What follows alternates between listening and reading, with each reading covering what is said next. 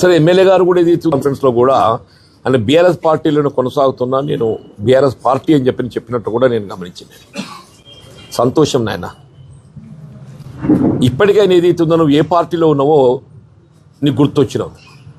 ఇప్పటికైనా ఒక క్రమశిక్షణ గల పార్టీ నాయకుడిగా రాజ్యాంగ నిబంధనల మేరకు ఎవరమైనా కానీ చట్టసభకి ఎంపికైనటువంటి ఒక ప్రజాప్రతినిధులు మన బాధ్యతలు నిర్వర్తించాలి, మనం కొనసాగాలి. ఎవరమైనా కానీ ఇప్పుడు నీ సంసారం నువ్వు చక్కగా చేసుకో అని చెప్పాలంటే ఆయన సంసారం ఆయన చక్కగా చేసుకోకుండా నా సంసారం ఎందుకు చిచ్చుపెట్టే ప్రయత్నం చేస్తున్నావా? బుద్ధిగల్ల ఇల్లాలుగా స్పీకర్ గారు తీర్పు వచ్చినాకనైనా ఎవరి సంసారం వాళ్ళు బాగుండాలని కోరుకోరే? నీ సంసారానికి నేను అడ్డుపడతాను ప్రయత్నం చేస్తలేను కదా. నీ సంవత్సరాలు నువ్వు చక్కగా చేసుకుంటావు, నా సంవత్సరాలు చిచ్చు పెట్టకంటావు, నా కుటుంబం చిచ్చు పెట్టకంటావు, నా కాంగ్రెస్ కుటుంబం చిచ్చు పెట్టకంటావు. దాన్ని గౌరవించాలి.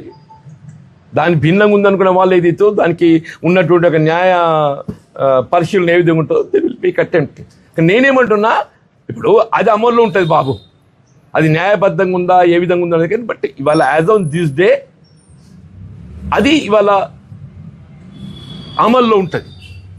దాని తదుపరి మరి న్యాయస్థానం పరిశీలన అప్పీల్ అవన్నీ ఏమవుతుందో తెలియదు. But as on this day ఏదైతే ఉందో స్పీకర్ గారు ఆయన బీఆర్ఎస్ పార్టీ ఎమ్మెల్యేగా తీర్పిచ్చారు.